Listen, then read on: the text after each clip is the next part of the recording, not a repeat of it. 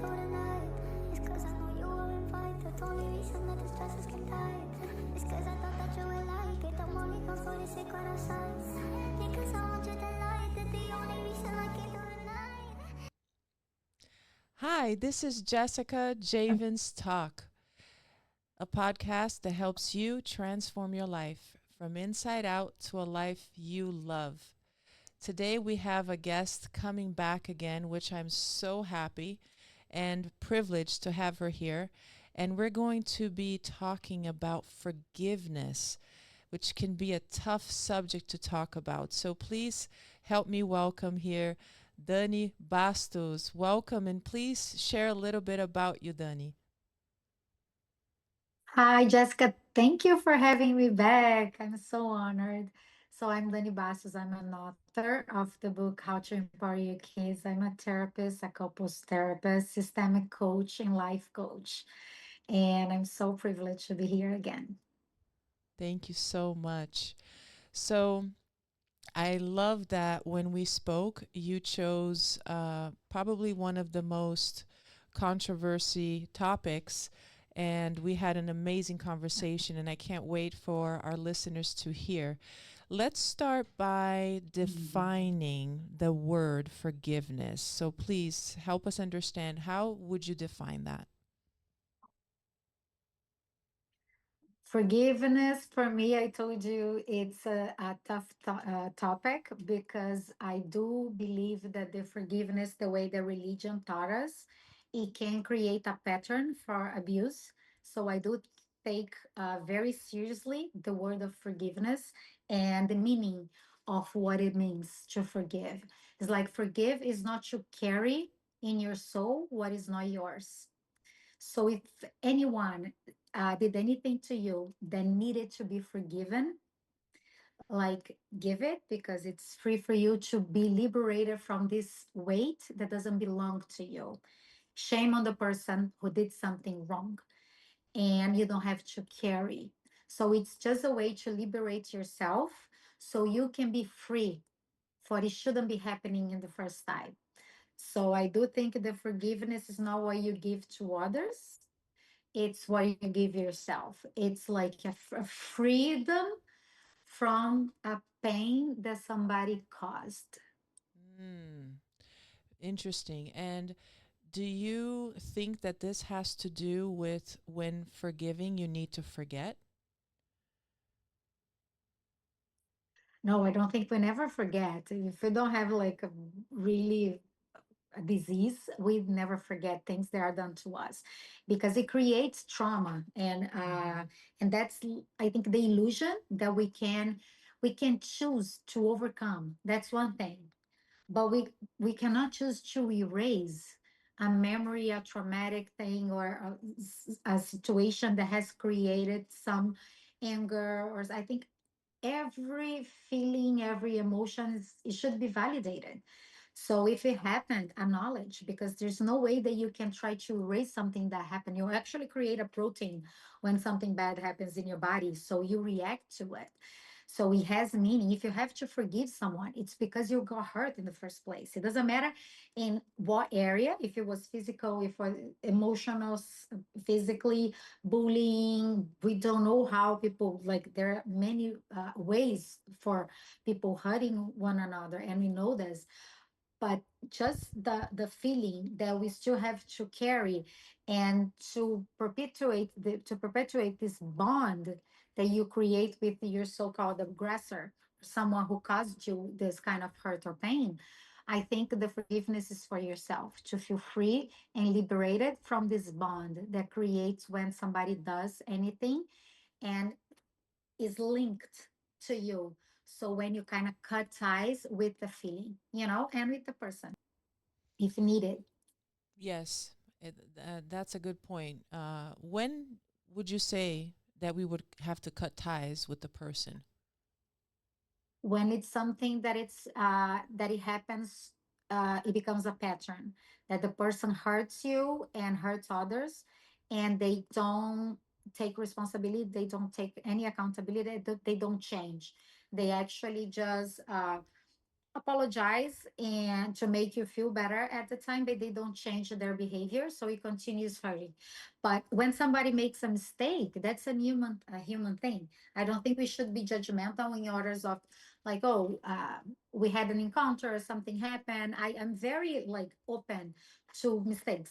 People make mistakes. This is one thing, but I'm talking about real trauma. I'm talking about real hurt, things that the people caused you, or either by intent or by really not caring, uh, that you would be hurt in the process. They did away to a means that it interested them without caring if you would be hurt in the process. That is the thing where I draw a line. But I do think that forgiving normal and regular errors, that's life.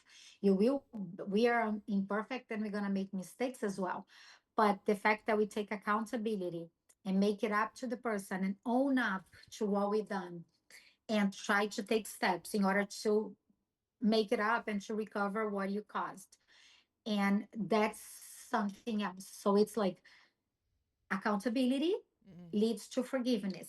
If the person makes like, okay, I realize I hurt you, that wasn't my intention, and even if it was, I wasn't aware what would that would cause you. So I repent. That's something. So that I think forgiveness is the key to it. That's when forgiveness should happen.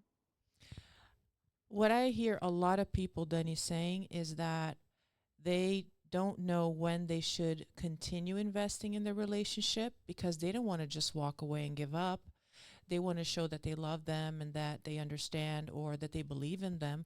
And then on the other hand, they don't know when that actually is a toxic relationship and they should actually be walking away or setting up boundaries. What do you think that the person should have in their mind clear? And think about the different listeners here. I think even about like teenagers or young adults who are navigating deeper relationships right now. How do they say Mhm. no, or how do they know where they should continue to invest? When you do identify that you being hurt more than you being happy, that the mistakes that the person is reproducing, it's either or unchanged and he has no intention of really changing. I'm going to give you an example. My daughter, now she's 10, but when she was about 4, she had a little friend that she was kind of a, between quotes, a bully. She would like break her stuff, her toys. She would toss things out that she cared about. She would push her and sometimes hit her. And every time that she said something about it, this is not nice, or she would try to stand up for herself, the girl would apologize and make her a little like note, a little drawing, and would leave it in our porch. And so one time, like after like many times that happened, my daughter Nina, she came to me and she said, "See, this friend of mine did the drawing again. She always does the same things." And then she says she's sorry.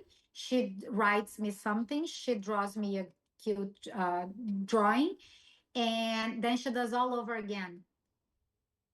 And I told my husband, she just described the toxic relationship, a cycle of abuse. Because and she told me at 4 years old, she said, "People don't change, mom." And I told her, like, no, people can change. If they want to, they can change. But what she was saying is she doesn't change. She Mm-hmm. wants to play with me again because she probably has no one else to play, Mm-hmm. but she's gonna do it again because she doesn't really regret or repent about what she's done. She Mm. just has the interest to play again, and she wants me to forgive her so she's not by herself. But she's not really caring that like she got me hurt. She hurt me over and over again. And she told me I'm no longer friends with her. And I told her, good for you. If you have given her enough chances, they're kids, if you given her enough chances and she like messed up in the same way over and over again, she has no intention of repairing. She has no intention of changing. And that's what I told my husband. This is very what happens is very special because we can't. She just described the cycle of abuse, and the Mm-hmm. fact that she realized at such a young age that she didn't need to be in that position of taking like things after things and bullying and everything and stay in the same position because she needed her friend, or she didn't want to conflict, she didn't want to like have to stand up for herself, because these are things that are uncomfortable. Mm-hmm. And that she decided, and she was no longer friends with the girl. That's So amazing. forgiveness did not have way there, because she realized the girl didn't change. She just apologized, but she had no intention of doing it differently. That's key. So that's, I think, key. That's the key. Yeah, and I think this is a great story for our listeners to take away with them so they can set know clearer what the boundaries are. Thank you for sharing that personal story. How important is forgiveness for personal growth? I think it's actually necessary. You cannot live in anger. You cannot live in frustration. You cannot live with the trash that people created in your life, in your mind, in your heart. So you do have to be able to understand that people grow at different paths, and they sometimes are not aware of the things that they are creating. They follow a pattern. Sometimes they have unconscious loyalty that comes from their parents. A lot of us had childhoods and relationships that were quite dysfunctional, and then now we are way more aware. Mm-hmm. So information is power. I do have a lot of empathy for people who did grow up with toxic relationships all around them. They grew up with parents who are narcissists and who like abuse them in many forms, and they repeat those patterns, Mm. and they know that they were hurt by it, but they don't know how to do it any differently. So I am very patient and empathetic with people that are trying to change. They are trying to create this consciousness. They want to like pass on loving and caring and nurturing environments rather than Mm-hmm. hurtful and like dysfunctional and toxicity. So I do know that people need us to be understanding Mm-hmm. and comprehending that not everybody had the same opportunities in life and same privilege to grow up with parents that gave them what they needed, that they felt loved and safe enough to Yeah. express themselves like freely. So I do think the forgiveness is key to have relationships, Yeah. because people will mess up. People will need you to be kind. Mm-hmm. I love one point that you just said, Dani, about importance for growth is for that person to seek help or to want help because they don't know how. And that's so important because sometimes people might hold back. They might say, you know what, I'll figure this out. I'll do it on my own. Or they don't even want to face it, so they don't want to go through that work, and that just sets their life back so much and their journey of growth and true happiness, and to live a life that they love. So if the person is willing to just say, you know what, let me investigate this, let me try to see if I can get help, that's probably the biggest step that a person can take towards a better life and a happy Mhm. life. So it's important that they have the right support system, just like you described, such as professionals as you. So that's very, very important. Why would you think, Dunny, that sometimes it is harder to forgive ourselves than to forgive somebody else? I do think it has a lot of self unresolved issues that makes us feel like we have a metric that we have to perform. We have to like we are very harsh on ourselves more than other people, and that's while we start forgiving ourselves and be kinder with ourselves, like self-love, self-kindness, self-nurturing. We were not taught all of that. This is Mm-hmm. something that I teach my kids. I have two daughters, and I do not criticize myself in front of them. I don't tell them that I feel that I need to lose weight or that I need to improve this or that. I'm always like my best version, doing the best that I can, like forgiving myself, taking time for myself, allowing myself to grow, and like repairing mistakes. I apologize. I do everything that I think I should be doing. I do not raise them with punishment. In my book, How to Empower Your Kids, it's all about positive reinforcement. And instead of criticizing them, letting them know what's the right way to do it is. Sometimes we reprehend our kids, and that's why we are so harsh. Criticism feels very familiar Mm. because we grew up with teachers that were strict, parents who were Mm-hmm. strict, that we didn't feel free to express, we didn't feel free to show emotion. We were taught to swallow our tears and like not share them, and our emotions were actually considered weaknesses, Mm-hmm. and so we could not fully embrace ourselves and be vulnerable. So the first people that we need to forgive in order to move on in life is us and our parents, Mm. because our parents have had way less information than we have, and it's an honor and a privilege to be coming from this legacy. If it were for them, it wouldn't be us. So we literally owe them. It's not like, oh, I owe them my life. If it wasn't the two of them getting together in whatever circumstances that brought them together, it wouldn't be me. Mm-hmm. So I wouldn't have my kids. Mm-hmm. So everything it's about forgiveness, because they received so, you know, way less than we received. And they did Mm-hmm. the best that they could. Mm-hmm. So we have to start doing this work of forgiveness, even with our ancestors before us. That's very important. Wow. Um, and to realize that that's how far you have to go and able to continue your growth. Hmm. So, what Hmm. practical thing can you leave our listeners with today if they are holding perhaps a grudge or a pain towards somebody else or even within themselves? What is a practical tip that you would get them to be able to know how they can start that journey of releasing all of that?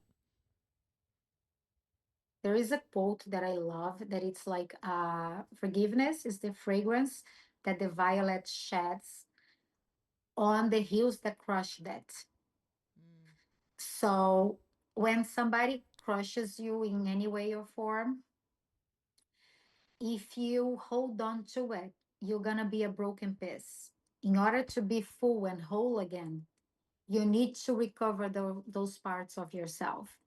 Somebody can do something very damaging to you, but they cannot break you, Mm. because then you're giving them all the power. Perfect. By holding them hostage of your anger, Mm-hmm. you are holding yourself hostage of a situation, and you're being defined Mm-hmm. by maybe the worst thing that happened to you. So you're Mm-hmm. gonna be like condensed or like defined by something really bad that Mm-hmm. happened to you. So I wouldn't allow anyone to hold that power over me. So the forgiveness is the only way to really heal Mm-hmm. yourself and move on. And this person, like it's up to God. They're gonna like hopefully grow and understand the pain that they have caused, and hopefully learn from their these experiences, you know. Yeah, that's a quite a path of freedom right there that you described. Absolutely. Thank you so much. Dany, where can the listeners come to you? Where can they go to reach out to you, to follow you, to check out your work and your services and even your book? Where can they go? They can go to Instagram, Dany Bastos Life Coach. They can look it up on YouTube. They have a documentary about my story on in Miami, so they can search it up, my name and Miami, that they're gonna find me, and my book, How to Empower Your Kids, on Amazon, on Barnes and Nobles. They can find me. Wow, thank you so much. And if you're watching this Thank you. episode, please click the like button, follow me, and subscribe to the channel for much more. This show is brought by Forever Living, the best aloe vera juice in the world that helped me transform my wellness, and produced by the I Am Beast Network. This is Jessica Javens Talk, and my name is Jessica Javens. Baby girl, you are so pretty, pretty, pretty, pretty. Baby